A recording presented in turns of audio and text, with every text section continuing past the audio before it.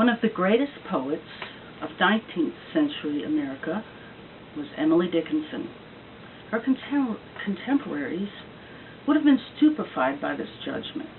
She was a painfully self-conscious recluse, and she stayed outside the paralyzing genteelism of the public culture. One of my favorite poems by her is Because I Could Not Stop for Death, and I read that in another video. Because I could not stop for death, he kindly stopped for me. I read that in a different one. So, I'll read 3 of them, and just one after another. There is a certain slant of light, winter afternoons, that oppresses like the heft of cathedral tunes. Heavenly hurt it gives us. We can find no scar, but internal difference, where the meanings are. None may teach it any. 'Tis the sealed despair, and imperial affliction sent us of the air. When it comes, the landscape listens, shadows hold their breath. When it goes, 'tis like the distance on the look of death.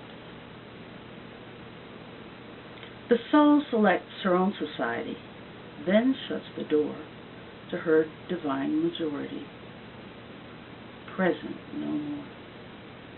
Unmoved, she notes the chariots pausing at her low gate. Unmoved, an emperor be kneeling upon her mat.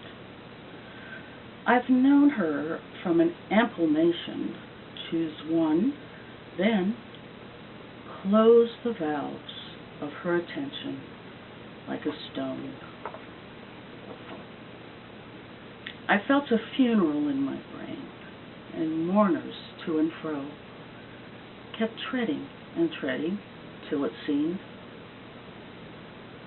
that sense was breaking through.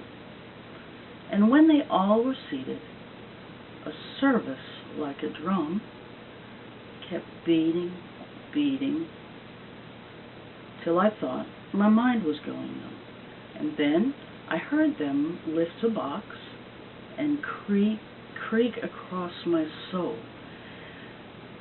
With those same boots of lead again, then space began to toll, and as all the heavens were a bell, and being but an ear, and I and silence, some strange race, wrecked, solitary here.